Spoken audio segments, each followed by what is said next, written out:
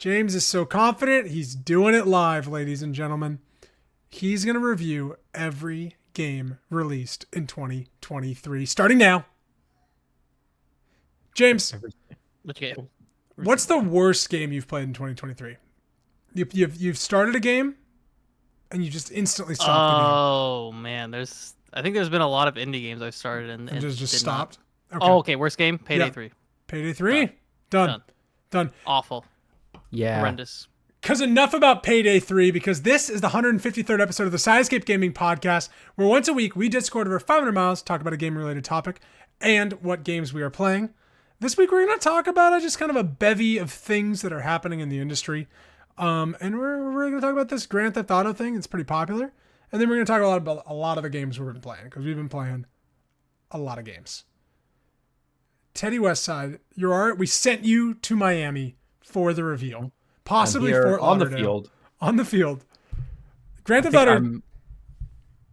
Of the three of us, I'm the least prepared. I've watched the trailer. That's about it. That's all I've done too. Same here. Okay. That's all there is to do. What do we got to do? I don't know anything. I don't know any teraflops. Is what I'm trying to say. Oh, there's so many teraflops you can't even imagine. Mm-hmm. Grand Theft Auto 6. It was announced. 2025. A minute and a half trailer to a Tom Petty banger. Yep. What do you feel? What do you think? What were your first just gut reactions? It's already the most watched YouTube video that's not a music video in the last 24 hours of all time. So people are excited. People are in. Mm-hmm. What do you think? People are excited. People are excited. What do you? Yeah, I mean, I don't know what I'm getting myself into here. Sure. Okay. I kind of don't. I have bounced off of almost every single Grand Theft Auto single player story that I have played, which is 4 and 5 mostly. Okay. Same. Yeah. I'm just not super into it. Like Grand Theft Auto 5 was very satirical, and like a lot of the atmosphere around that was to me hilarious. You know, all your phones were called like the iFruits or something like that. But the actual story I thought was kind of a little lame. I don't know. It didn't really land with me. That being said, Red Dead 2 has come out since then, so maybe this is going to be a wildly awesome story. Who knows? Yeah, that's kind of what I'm thinking. Yeah, James, what was your gut reaction? You have a lot more experience with Grand Theft Auto 5 than any of us, so I'm kind of curious. Yeah, actually, I really like the story of Grand Theft Auto 5. Like Trevor, and I love the heists when they came out with the heists. So the multiplayer is going to be really big for this game. I think the trailer, it's going to be too big. But I wonder if this is how much of the billions of dollars that Grand Theft Auto 5 multiplayer has made will influence what we get out of the gate with Grand Theft Auto 6. I believe it's $186 billion, by the way, is somewhere near what Grand Theft Auto 5 has made. It's like something absurd. Yeah. This will be a fully, all their attention will probably be on multiplayer. It'll have some campaign that'll probably be good and allude, of course, to Vice City. Mm-hmm.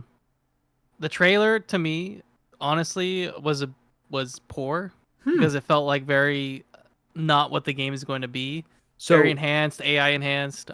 It's just like these graphics aren't going to be what you're going to be playing.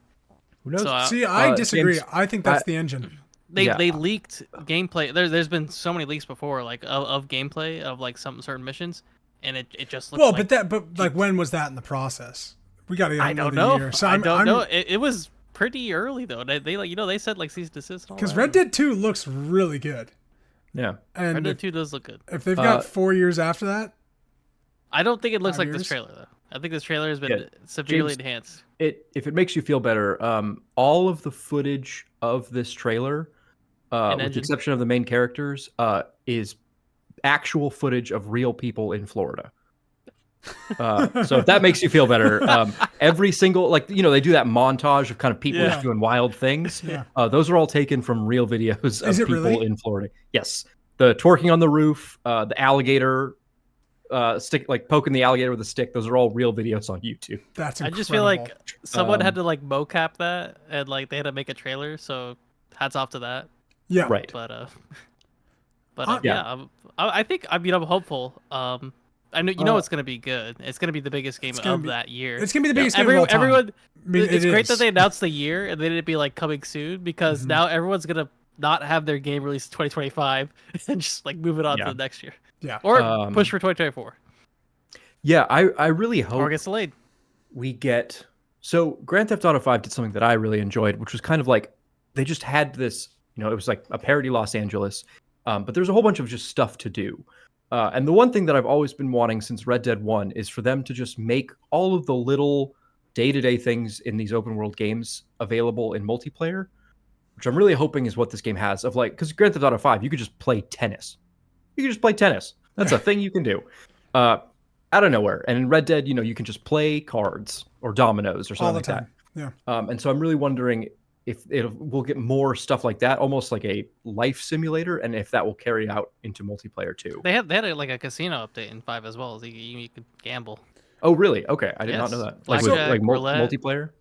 Yeah, multiplayer. Yeah. In Diamond Heist. GTA 5. Could you play tennis against other people? Like, could you go and play those sports against other people? Or was that just you single could play player? golf with people. Okay. Maybe.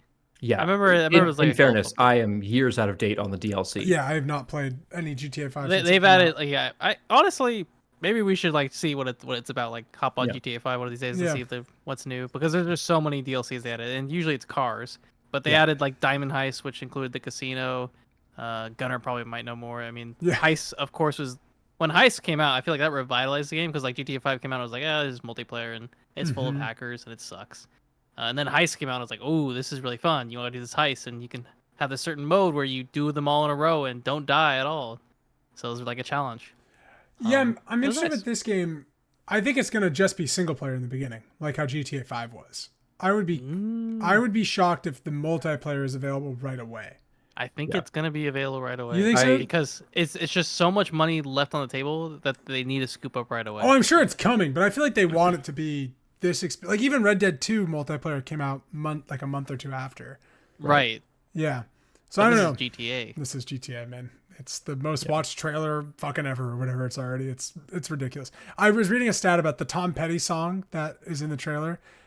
Since the day it came out, has already been listened to like 3,000% more than the average day because of this trailer. And any song they put in there would have just skyrocketed. Yeah. So I'm intrigued. I'm excited. The two-person kind of love story thief aspect that seems to be in there, and those are the playable characters. That seems kind of interesting. So I'm intrigued. Yeah, but we'll see. I'm hoping they nail the story. I know that's a subjective comment. Some people are gonna like it, some people won't. Yep. But like a lot has happened in modern day America since GTA 5 came out. To a point where GTA 5 seems kind of rational.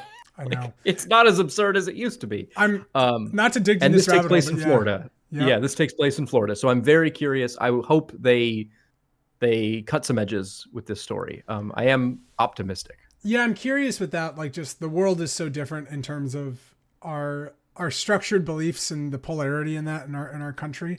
That I'm curious how much they go for it, and it being in Florida.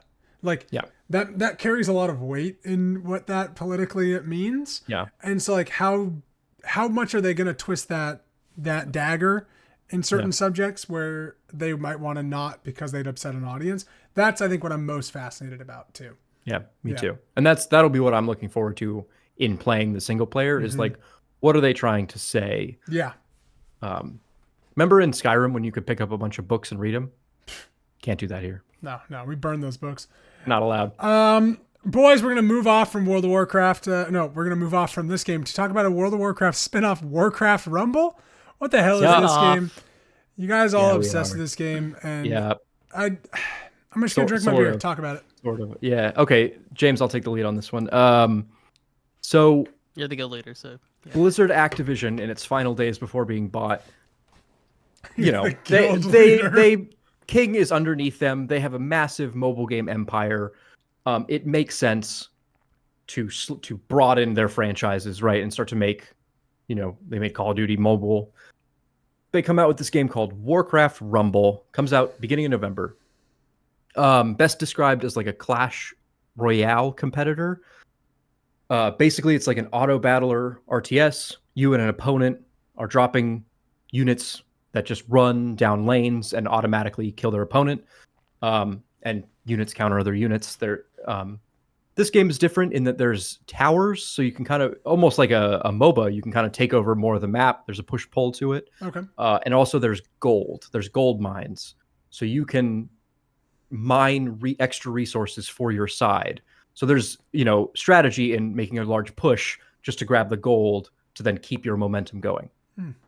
On top of that, this game has something of a single player campaign, which is why most of my peers are into it. You don't just have to play competitive multiplayer. PvP sucks.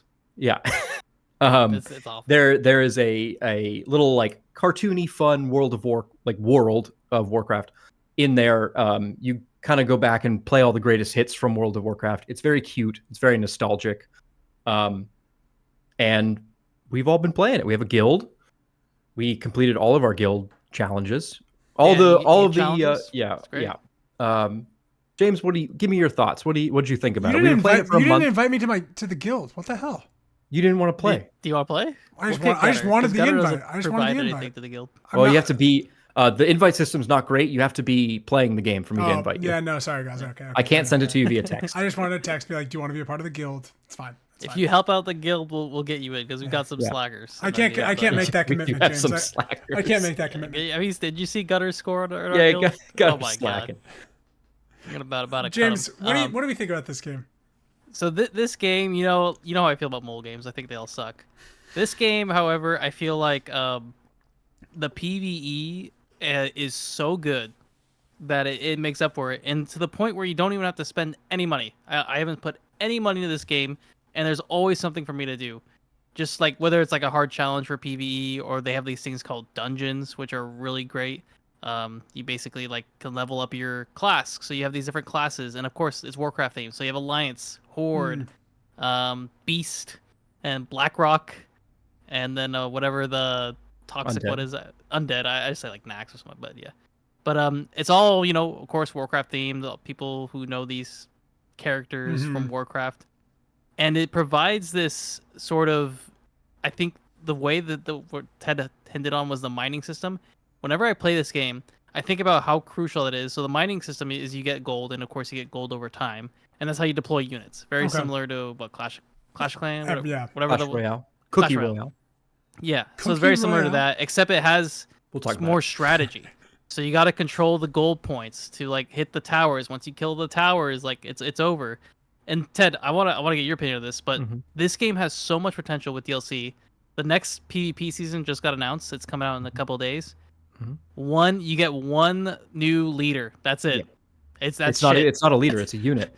You get one new unit. It's a unit. That's it. And that's the second season reward. Yeah. So there's nothing coming out. No new map. Yeah. No new.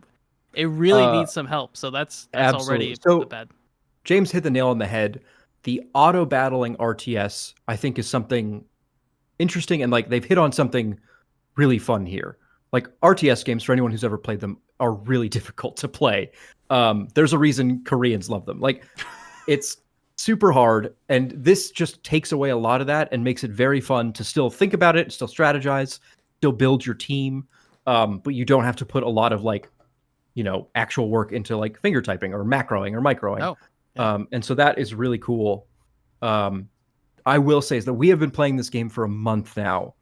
And as a mobile game comes out, they usually like more units, more items, more dungeons, more places, more things. And yeah, they announced season 2, I believe yesterday, maybe even today of recording. And it is pitiful. It's like an emote and a unit. Yeah, you get some emotes and I really wonder how much my question with this game is like, I wonder inside how much of this was Activision saying you have to do this, and now that Activision's so all we know about Microsoft buying Activision is they have basically gone to the Blizzard campus and said, keep doing what you want to do. Keep doing it. If you want to do it, keep doing it. Keep working on your projects. And there does not seem to be a lot of drive behind Warcraft Rumble, which is very interesting. Do you think they said that about all of Blizzard culture, Ted? Just like no, not all that. Just whatever products are currently making money for us, just keep doing it. Yeah. And don't talk about it. That's probably probably true. I had this idea, Ted, and I want to float it by you, but since the content seems to be the most lacking of this game, and all the whales will probably eventually leave because they're hitting the very end, and there's no like end game content. I thought about how well Blizzard's IP works in this setting, in this exact mode. Yep. They could easily in place make a StarCraft Rumble.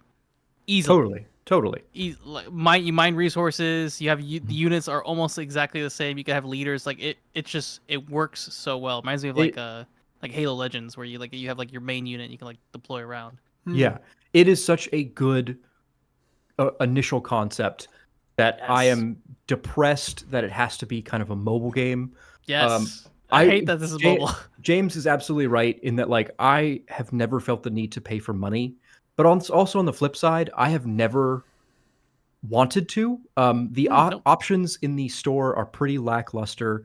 For anyone who hasn't played Clash Royale or any of these style games, it's the same setup where all of your units that you unlock in the game have levels, and those correspond on the field. So if I have a level 1 footman and you have a level 5 footman, I will lose, mathematically speaking. And so the free-to-play aspect, same as in Clash Royale, is eventually you get to a point where you're losing to people, or in this case, also to a computer that has higher levels than you, and you're encouraged to grind or pay for those levels. The store system is, for lack of a better term, stupid. It is... Jake, I would love to show this to you. Stupid. It is a slot machine.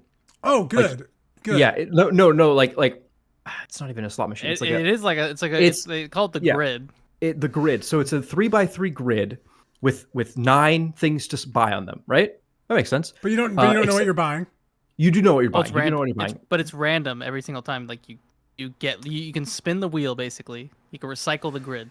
And then a new row will come down. And it can be like... You're right. 9 random units will show up on this grid. And then if you click like the center one, for example, the up and down and the direct horizontal and vertical will also change. So you're inclined... So you can't just buy all 9. Well, of course not. You have to select, or you can pay in-game currency to like shuffle this grid around.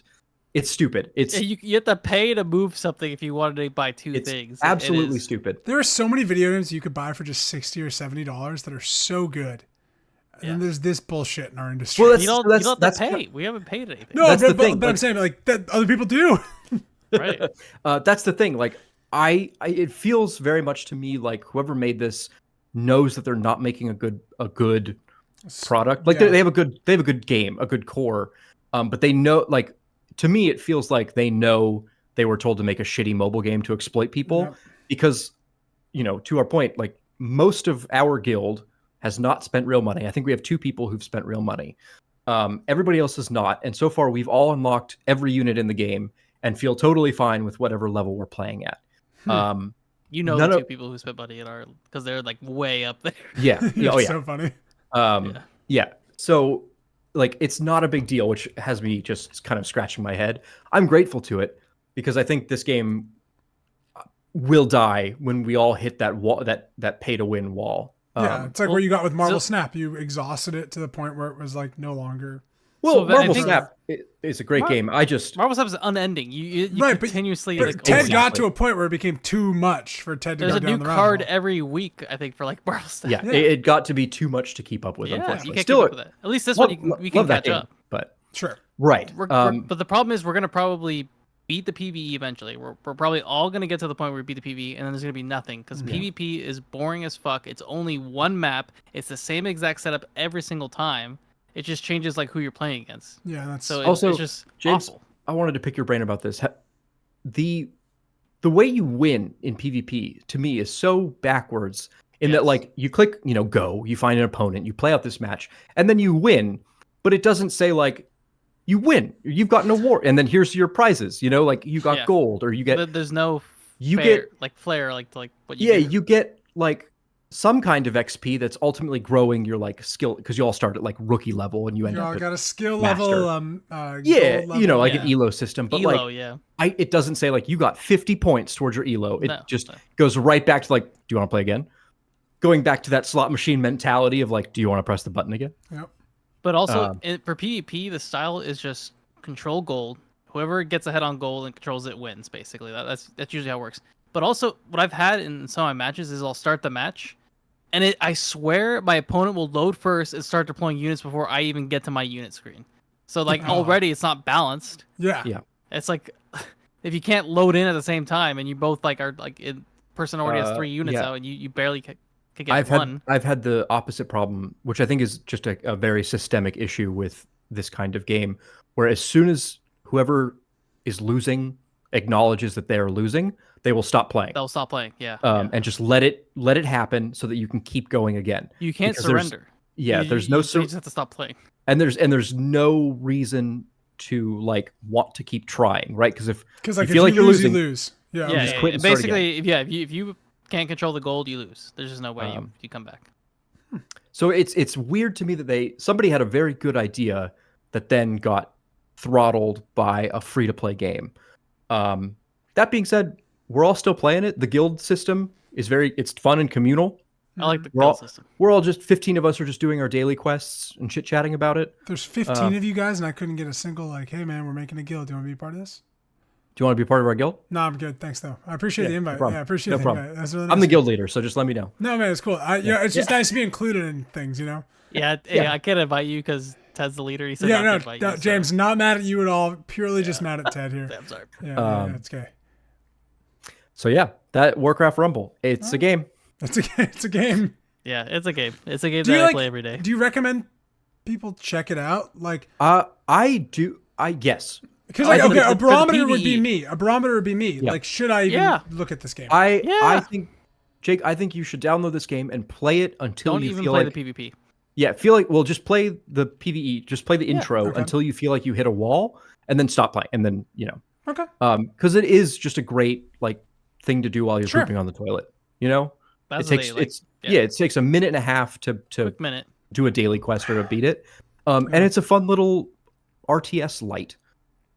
I like the strategy with it too, because there's just there's certain units where you have to counter them, or one unit that the computer will play that'll like fuck over your units. So you gotta there's lanes. Mm-hmm. It definitely has this RTS feel to it. Like when my mind thinks about it, it's like I think about exactly how it's gonna play out, and then especially with PvP, that does not always work out. But with PvE, they almost it's almost always the same strategy. What the enemy will do, but they'll have some quirk. There's one I'm doing right now. I'm doing Gulia. So basically, once you get to a certain point in the PvE, you can go back and do what's called heroic. Okay. And you basically replay what you already played, but they're much higher difficulty, and they'll have some special quirk. Like they'll be either higher health, or they'll do something different. And it makes it more difficult. Little modifiers that kind of spice things up and make it more interesting. Yeah. Oh, very interesting. Yeah, at the end of the day, I think it's a really good game. If you need a little time killer, it is really good at giving you something to do, which a lot of mobile games are not doing.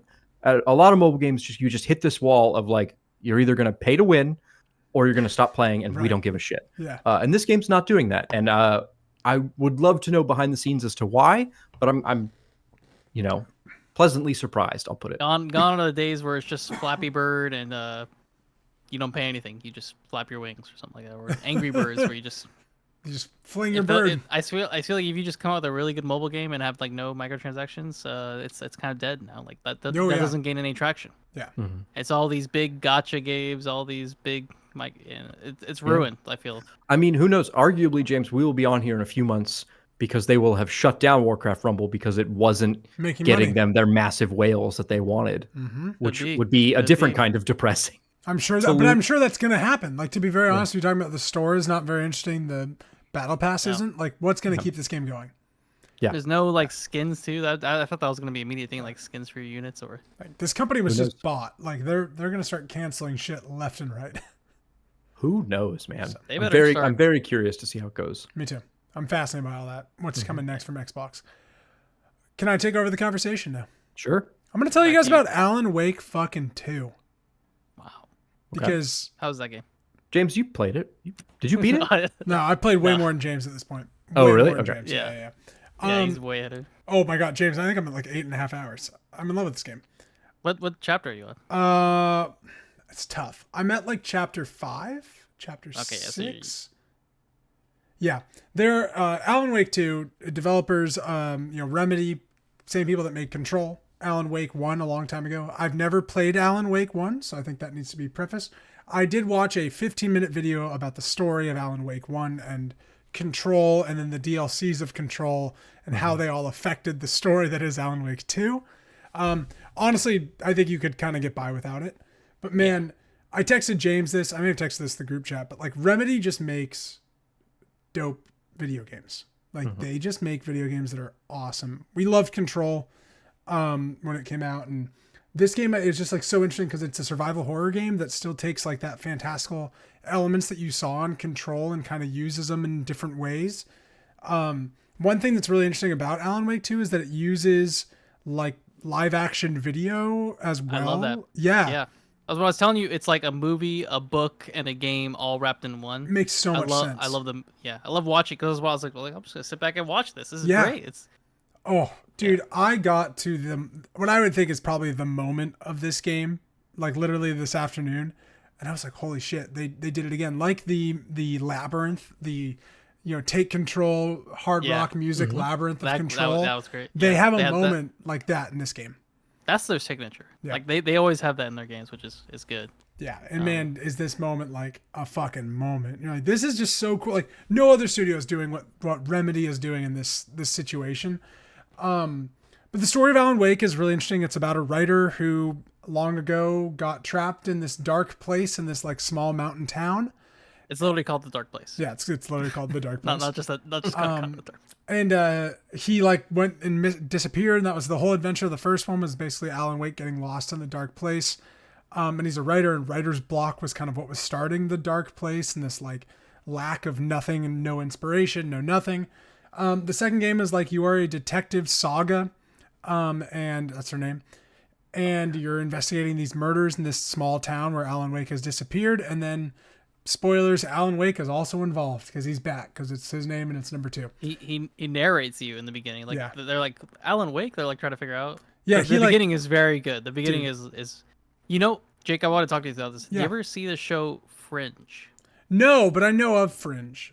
Know of Fringe? Yeah. Yeah. It has a very similar when I was playing like that first second part. Like it has that very same element to it. And if for anyone who hasn't seen Fringe or doesn't know what Fringe is, it was this sci-fi show like 10 years ago that came out, and it was about basically there was like this parallel or like other universe on the other side, and the doctor, like one of the main character doctors, his son died, and he wanted to find a way, and he knew about this alternate universe, and so he went to the alternate universe and stole the other person's kid that was basically his son from the other world. It was a very interesting, and like the whole show was like unraveling like that this wasn't really his son, and he was some other person's kid that he stole from another universe. Spoilers for the entire Fringe show. Yeah, I just spoiled Fringe for everyone. But anyways, it just reminded me of that because you go to this other place, the dark place, and it's like kind of like a separate universe, and very very ominous, but cool. Dude, this game is awesome. I'm like blown away by the visuals. I mean, I know you've played it. I know you have a great rig. So like you've seen like the fidelity in this game is crazy. The lighting. It's smooth. It is like at moments, you sit back and you just like watch the cutscenes because they're just so fluid. The narration for me is the best part. Like when I was telling Jake, it's like a book, and it's so well written. And I think I talked about it before, but you have that little like mind palace that you can go to at any time. You just boom, instantly I'm in a different area. It's so fast. It's like it loads up like a different area. Like I love it. So that's like the thing I'm most impressed with this game. And Spider-Man 2 was very similar. Like the loading times, especially I'm playing on PS5, so like it's all SSD. It's probably even faster than mine. But it's still like instantaneous. This. Yeah, like it's wild to me. Like you just click the menu and it goes bloop, and you're in a whole other location. Yep. I'm such a fan. I don't like horror in a sense that like overarching suspense of like a moment can kind of like get my anxiety to a point where it's not fun. But like this game and Resident Evil, such a tone that I can handle. That's what I was like when I was getting through it. I was like, there are these little jump scares, but it is very Resident Evil-esque. Yeah. And eeriness of it is really good. But the puzzle aspect is also some of my favorite. Yeah. Nothing too hard, but like very very like very cool. It has really interesting puzzles that are pretty like simple in the moment, very environmental based. Yeah, like the pop out stuff is really like every so often your game will just cut and like stuff will pop out at you on the screen. Like a man will be yelling at you and then it'll fade away. That's the pop outs. And I can handle that. That's the thing. It cuts and it's like you're watching some like crazy man yell at you. Yeah, like it's like really weird. Like real life stuff. Yeah, it's like, very jarring. But I can handle that where like it's not like Mr. X chasing me. I don't ever want to go through that in a video game again in Resident Evil 2. I love like that. I know you do. I hate that something can follow me in a video game is like so scary to me, and I just never want to do that. You haven't played the latest Resident Evil. No, 8 yet, and you still need to play it because it has third person, so you can play it again. Yeah, but I know the vampire lady, chases you throughout the house, and that's James. That's the exact part I got to and stopped playing because I was like, I just can't do this again. Well, that was in first person. Can you imagine doing that in first? Fuck it's no. like the scariest. Third person, at least you can see her around the corner. I know, and I can first stop. person, she just walks through a door, and you're like, oh well. Nope, I'd scream. I screamed once during this game, and Maddie like asked if I was okay. Yeah, every time she's like, "You okay?" I'm like, "Yeah, it's just a scary video game. I'm okay." Flashlight ran out of battery. Yeah, exactly. Yeah, I'm very scared. Dude, I just think Remedy is like one of our top developers right now, and like this game has just reinforced that for me. You're like, I wasn't gonna play it, and I remember I texted James the other day. I finished Act 2 of Baldur's Gate, and I was like, I could go right in Act 3, but I wanted something like third person story based. Hit you up about Alan Wake 2, and you're like, yeah, I think it's a really great game. Yeah. And man, like, what a recommendation. Like, I've just absolutely loved it. This year for video games has been absolutely insane. We're probably playing two of the best video games of the past like 3 or 4 years. Oh my right God. There, Baldur's Gate. No. And there's the best Zelda game of all time came out this year. Right, and I think it's been supremely overshadowed by a lot of games, and it's kind of sad. Well, James, I think this is a really good transition to talk about our last little topic. Yeah. And then we can kind of, poke back in at other games while we do this. So the Game Awards are tomorrow as we record it. So by the time this show goes live, everything we're about to say is irrelevant and you know the winners. But so why are we doing this? Because fuck off. It's for us. We're here. Yeah, it's us. This is for us. Because we don't know the winners. There's 20 people watching the show. We could do something for the 3 of us. All right, guys? Jesus. All right. I've asked us to guess, and I would like Ted to write these down for us. So Ted, grab a pen and paper. Grab a notepad. Okay. Yeah, can you? I mean, I could do it too, but I feel like the host of the show, I got a lot of responsibility. I've asked you guys to talk about 6 awards. Yeah. And what we think is going to win. Not what we would pick, but what we think is going to win. Is that what you chose, James? Or did you go? I'm just going to say Baldur's Gate for everything, sadly. For all of these? Well, that's not how this works. No. But I'm very curious. I wanted to go through this. Ted's going to write it down because I like to do this. James, you and I always have a friendly bet where we will vote. We will donate to Able Gamers.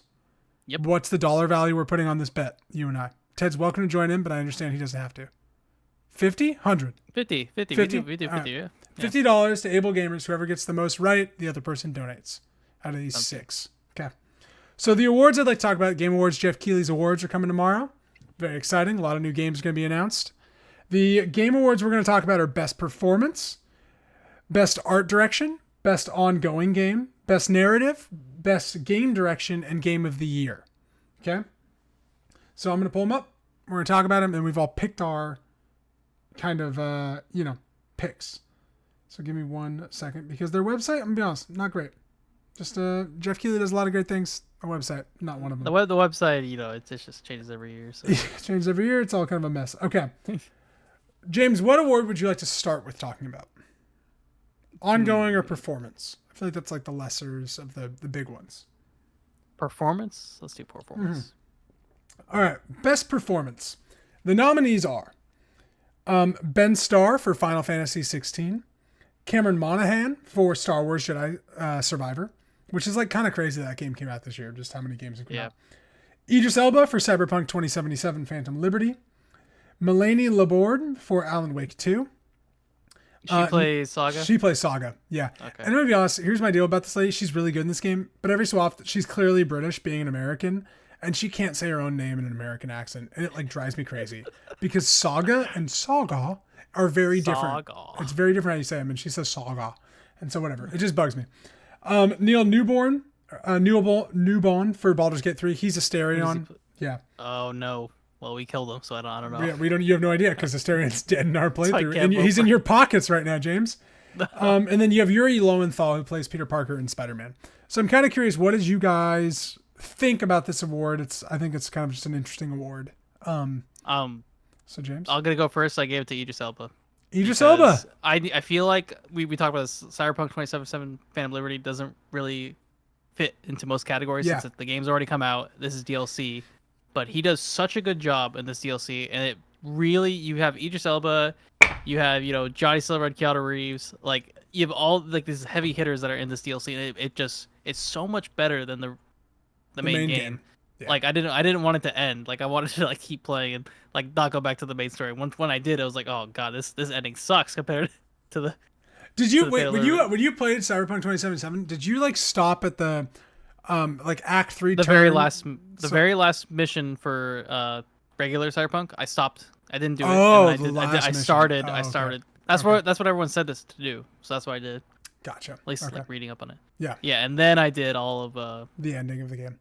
And then it didn't matter because nothing really changed for me because I picked the little nomad ending. Oh, gotcha. Ted loves the nomads. He's really excited for that anime coming out.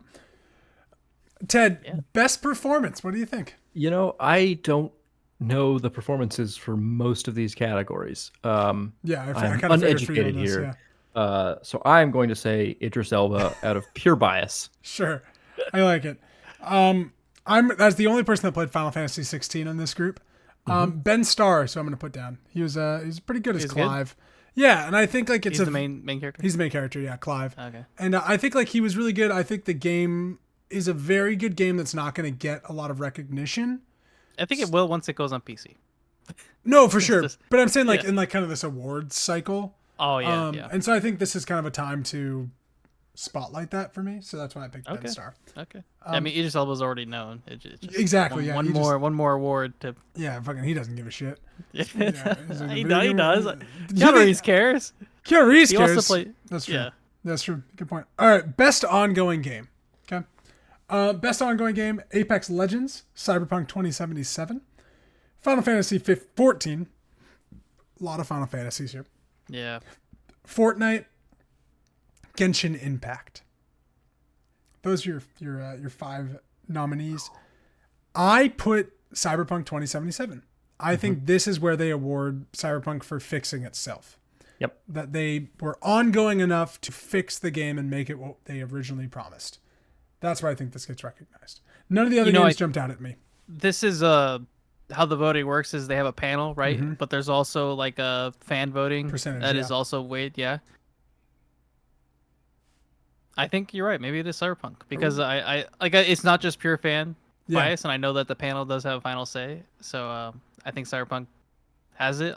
Although Cyberpunk is the only game on this list that doesn't make any sense compared to the other ones. The other ones are ongoing live service games, and then Cyberpunk shows up here solely because it had a patch in best October. Ongoing live service game though. It's just best ongoing. It's just best ongoing game. So I think they've included it like is best live service a different category? No, I believe it's both. I believe like this is where you can like a No Man, like James and I we constantly mentioned the No Man's Sky Award. Yeah, like No Man's Sky Award. This I think is essentially the No Man's Sky Award or the live service game award. Yeah. And guess what? Fortnite has won this like 3 years. Final Fantasy 14 has won this a few years. I think like this is like the award where we can give something that's lived up to what it could be. I also just want to like plug this right now, just to let everyone know. There's another Cyberpunk update coming out that's actually another really good update. Like it adds the metro system. Yes. Yeah. Like they are putting some great updates. It adds the metro system? It adds an entire train system into Cyberpunk that you can board trains and literally they don't just transport you. Can't do that in Spider-Man. They literally drive, so you can literally sit on a train and drive throughout all of Night City. That's very cool. Yeah. At this point, I'm just going to wait for Cyberpunk 3.0. No shit, right, dude? Yeah. They've made Cyberpunk something really great. That's why I think it deserves to get an award here. It needs some recognition. Yeah. And I think this is where they can kind of the No Man's Sky Award. The No Man's Sky Award. So, what about you guys? You guys all think it's Cyberpunk 2? Ted, do you think it's Final Fantasy 4? Yes, I do. Okay. Cool. I think so because it's an oddball here, but also I don't think the other games on that list have done anything interesting. Especially if this anything, year. if anything, they've progressed. I think like Fortnite's literally reliving season 1. Right, Fortnite's still the and same like thing. Final Fantasy 14 hasn't had much new content this year. No, there's no new content. Yeah. The new content comes out like next year. Yeah, so like it's all that stuff for like none of these games have done anything particularly interesting. Yeah. I haven't heard Apex 27, Legends be mentioned in a very long time. So The mobile version got canceled. there it is. Boom. Wow. Definitely doesn't deserve that award. I think, Jake, like you hit it on nail on the head. Like, what have these games done this year that's been different? Yeah. And Cyberpunk has come out with the most revolutionary update ever. Made the game we wanted. Yeah, yeah. Yeah. I can't wait to like replay. I'm excited to now continue my playthrough eventually and like Me too. finish it. So I'm pretty excited. I want to keep playing. Best art direction, James. Best art direction was Alan Wake 2, Hi-Fi Rush, Lies of P, Rush. Super That came Mario out this Bros. Wonder, and Legend of Zelda: Tears of the Kingdom. What did you guys think art direction wise? Did you guys have opinions on this? I was kind of surprised Baldur's Gate wasn't in here, but I think that's just kind of interesting. That is interesting. What did you guys think? I have an answer. I think it's I'm gonna give it Legend of Zelda, which you're probably gonna give it to as well. I'm not. Oh, okay. Then I'll go Legend of Zelda. Legend of Zelda. I love to hear it. Yeah, I would like Hi-Fi Rush to win this, but I don't know. I think Legend of Zelda needs to win something, and this would be it. Well, Legend of Zelda's gonna win something later. Don't worry, buddy. Don't worry, buddy. Don't worry. Not game of the year. I picked Alan Wake 2 for this. I think that's what like wow. I think the art direction, I think it's like a graphical award a little bit too of like just how good their engine is. I think it's a lot of Isn't stuff there like a best graphics? Is there not? that. No, I think it's kind graphic of design? this category is what they kind of include that into. There's no graphic. I don't think there's a There is graphic not. design. No. There is not. So that's why I picked Alan Wake 2. I think it's going to get some pop here and we'll see. But I think Alan Wake 2 is going to get some awards, but it won't be in the contention for like the top 3. So that's where I kind of put that. Teddy Westside, what do you think? I'll put Hi-Fi Rush on here. Wow. I just remembered that I played Hi-Fi Rush this year. Nice. You like that game? I did like that game. I don't really like what that game was, the action platformerness. But I think I said it on this podcast of like that game feels like you're playing a Saturday morning cartoon, and I will always respect that. Yeah, absolutely. Okay, best narrative was the next one that we talked about. Best narrative is Alan Wake 2, Baldur's Gate 3, Cyberpunk 2077 Phantom Liberty, Final Fantasy 16, and Marvel's Spider-Man 2. Baldur's Gate 3. Ted, what is your answer? What was the Final answer. second to last nominee? Final Fantasy 16. Okay. Is yours also Baldur's Gate 3? Mine's going to be Baldur's Gate 3. Mine is too. Yeah, I think yeah. this is probably gonna be like for sure. Baldur's Gate I think it's funny Which that sucks because Alan Wake 2 has a great narrative, but it's what they're doing nothing- with the narrative here in Baldur's nothing Gate. compared to Baldur's Gate 3 narrative. No. Nothing will Dude, ever hold a candle. Forever for me will be the Karlak moment of our playthrough of like Karlak in my game. Karlak is this like demon tiefling woman, Ted, that's like fucking awesome. She's my, you know Karlak you're playing. Yeah. So Yeah, she's my romantic interest in my single player playthrough. We murdered the entire first Druid village in James and I's playthrough. And so when we met, Not on purpose. but like not Kinda. on purpose, like someone was like, should I draw my weapon? And James was like, yeah, you should. And then we had to kill everybody. Then we met Karlak, and usually she's like, I want to join your crew. But what Karlak meant, she was like, I heard you were the people that slaughtered the village. Like, I'm going to fucking kill you. And that was like, we had to kill Karlak, and that was all we could do. And it was And then we tried to bring her back, and she was still angry. yeah, we revived her, and she was like, I'm back, I'm going to kill you. And then we spoke to the oh. dead on her, and there was just nothing we could do. Like, for me, it was like, man, a game that can roll that many progressions into something and still make a story is like the best narrative. and they're still updating. Like we were just talking about, like patch 3.0 just came out. Yeah. Oh no, patch 5? Patch 3.0? 5. Okay. Patch 5. Patch 5. And they added an yeah. epilogue to it, too. Yep, they keep adding different modes. They added some languages. Yeah. If they add some DLC to this game, holy crap, will they be making money? But yeah, it's maybe they'll even add an Xbox version. Well, the problem with that, Ted, is that Xbox I know. developed 2 consoles, and they said they'd be the same, but they're not the same, and so that's really it's crazy. Apparently, Xbox Series I X don't version. I don't know how much this is true, but apparently in their quest, no pun intended, to get that working on Series S, they have like totally extra optimized the game. Oh, I'm sure. And like it's now running better than ever on every other system because of the things they're being forced to do. No, yeah, they were talking about they did it for low end systems. They added some recent performance increases for low VRAM. As somebody with a lot of Xbox people, Series S. I have a lot of people who really want to play this game but don't have the PCs for it. So hearing that they're doing that is nice. Yeah. Second to last award, best game direction. This is like the best director award. We kind of Alan Wake 2, Baldur's Gate 3, Marvel Spider-Man 2, Super Mario Bros. Wonder, and The Legend of Zelda: Tears of the Kingdom. Best game direction. Now I've been Baldur's torn. Gate 3 again. Okay, Baldur's Gate 3. Ted, I want to hear your answer because I've really struggled with this. I have no idea. Okay, thank you. What is your reasoning behind your answers? Okay, so just for my struggle, Baldur's Gate 3 and Legend of Zelda: Tears of the Kingdom are the two best games of the year by a mile, right? And one of them is going to win this, and one of them is going to win best game of the year, or whatever it is.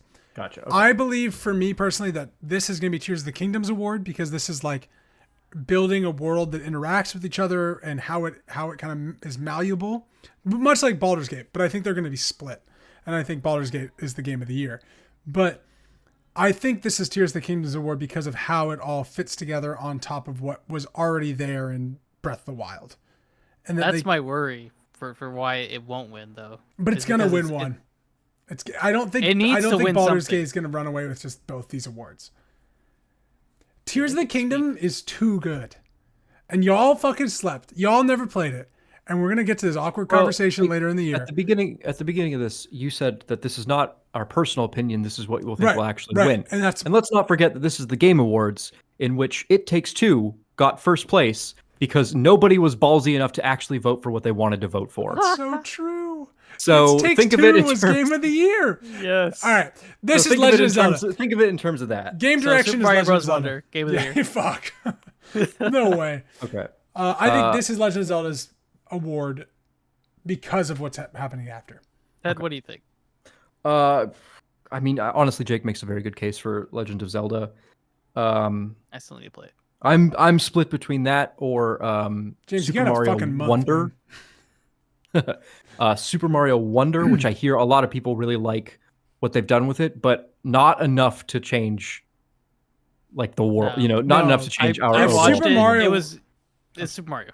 If Super Mario Wonder beats Zelda, that's There's no way. There's just no way. I mean, it does some cute things in it, and people like it. It is that it is in so many categories in this is a little bit astounding to me, considering the games. It's the Mario vote, man. Mario gets votes. That. I hate it too. Yeah, took a spot from Starfield. I hate all these. No, dude. Can I tell you, Polygon released their Game of the Year list the other day, and Starfield was like number 34 out of 50, and I was like, that's perfect. That's exactly where it should be.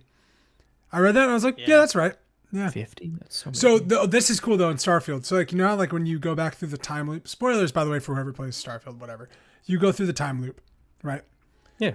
Some guy went through it 11 times where eventually he arrived at like the consolation room, and his own character was talking to the people, and he was able to recruit his person from that universe so that he has his playable character and a copy of that playable character from the multiverse on his party. On purpose? Was that part of the fun? That's crazy. I don't know. It's just how the game eventually rolls itself. Yeah. Sure. Okay. But I thought that was kind of cool. Game of the Year. Starfield's not on this list. Alan Wake 2, Baldur's Gate 3, Marvel Spider-Man 2, Resident Evil 4 Remake, Mario Wonder, and The Legend of Zelda: Tears of the Kingdom. Is there a best horror game? Because Resident Evil 4 needs to win something. There is not. Wow. Unbelievable. I don't think it's going to win anything this year, which is crazy. That's fucking awful because, like I told Jake, like it has an amazing DLC too. Resident Evil 4 is like one of my favorite games ever now. I'll play that like every Halloween. Play that DLC. It's like the Ada one, yeah. Yeah, I'll play that. Fantastic. Such a blast. I'm glad it's on this list though. Like it being a nominee is great. Deserved. And Capcom has just, God, they've been so good lately. That RE engine is amazing, dude. And they've admitted they're gonna make more remakes. So 5 and 6 are gonna get remakes, which I'm really fascinated by. Make 5 better and 6 make it a completely different game. Make it a different game. I think they should. Yes. They so should. Yes. Resident Evil 6 remake should be make it a different game that ties into the 7, 8 lineage. Beautiful. I think it'd be so cool. You come full circle. Yeah. I think it's so cool. Ted, what did you pick for game of the year here? I'm gonna pick Baldur's Gate 3. It's a good pick. It's a good pick, James. For everything that you have just stated. Just the question you always ask in most video games is, can I go do that? And most of the time the answer is no. And for the first time in Baldur's Gate, the answer more often than not is yes, and we've thought of a solution to your question. Yeah. And that continues to baffle my mind. And I'm having a lot of fun just knowing the possibilities are out there. You know what I mean? Yeah. So Baldur's Gate 3 takes it. I don't think anything else comes close on a personal level. Personally, I disagree. I know you do. I know you do. Yeah, I think it stands miles ahead of almost every other game here. Almost. I'll give you Legend of Zelda. It's very cool. Thanks, man. Thanks. Yeah. I also agree. I think Game Awards voting, it's going to be Baldur's Gate 3. I wouldn't be shocked though if Tears of the Kingdom somehow gets this award, because Tears of the Kingdom is also just loved critically. Like it's like one of those like critical games too that people will think of here. So, but I did pick Baldur's Gate 3. James, did you also do that?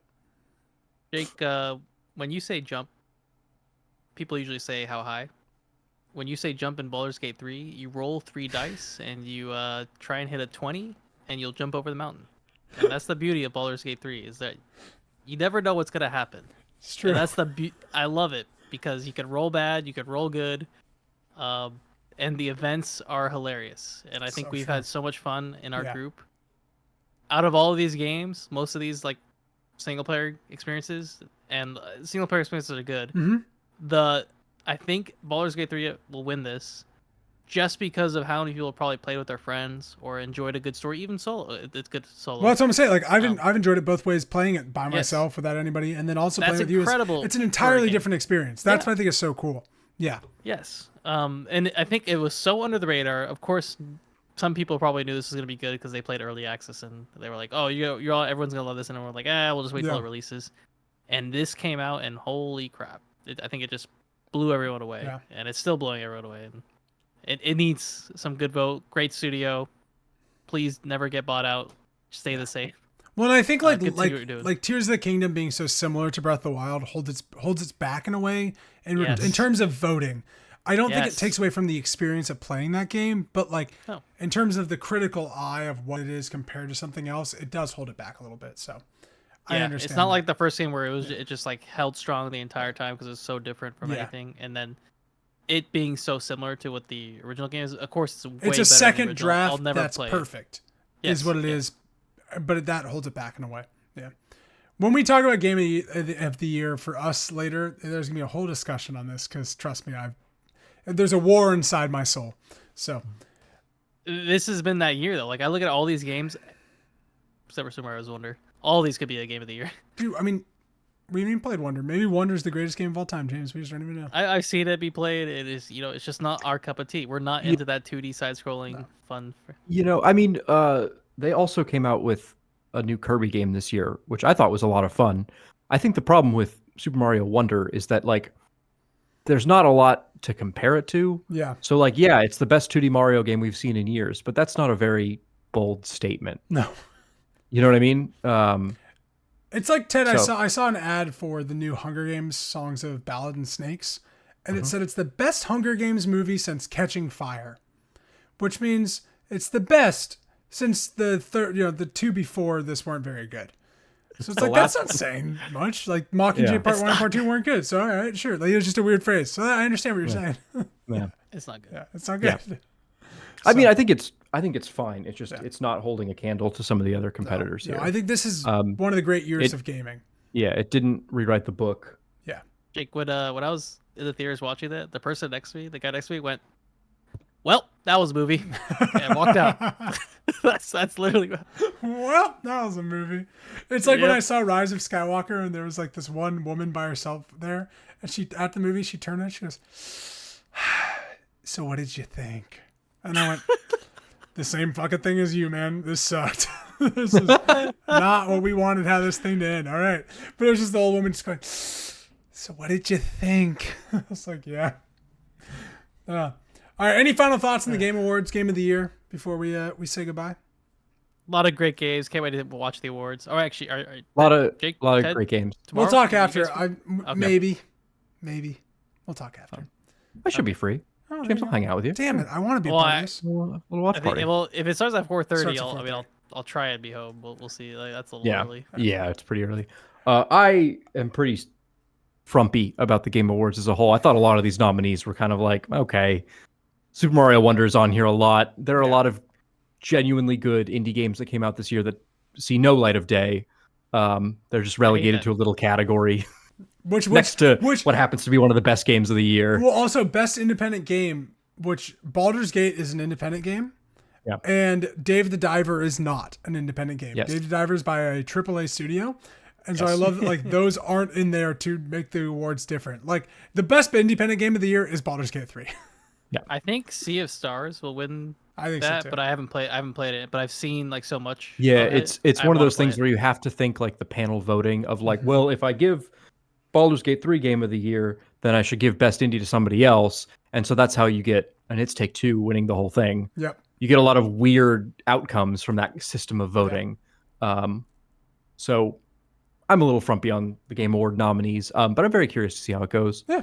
I'm excited to see what they announce. I'm excited to see what's there. Death Stranding At 2 the end, should be there. at the end of the day, it doesn't matter. All these games are going to put Game of the Year edition in their Christmas sale. Dude, And it Starfield will doesn't- have a Game of the Year edition. It does not matter. Starfield will have a Game of the Year Because edition. it's gonna win some dice award or some really like obscure award. It's gonna win the Xbox Magazine They're Game yeah, of the they're Year gonna award. invent. So yeah, that's the thing. Everyone could just make their game of the year. Hey, this Game won of the the year. Side Escape Game of the Year award.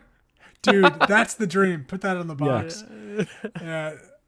Thank you We'll just so vote much for- for watching the 153rd episode of the Sidescape Gaming Podcast. My name is Jake. That's Ted. That's James. And we will definitely see you next week. That's our game plan. We just find high budget, lowly reviewed video game, give it Game of the Year, and then boom, we're funded. We're in. We're in. Side Escapes Game of the Year. Sidescape's Game of the Year. 5 stars written on the back of the box. Yeah, I we'll love get the it. nice little like It's last awesome. Jake. Hello, Ember Knights. You shall be Game of the Year. Ember Knight. Oh my god, that was Good game. No mention of that at the awards. Yeah. Blasphemy.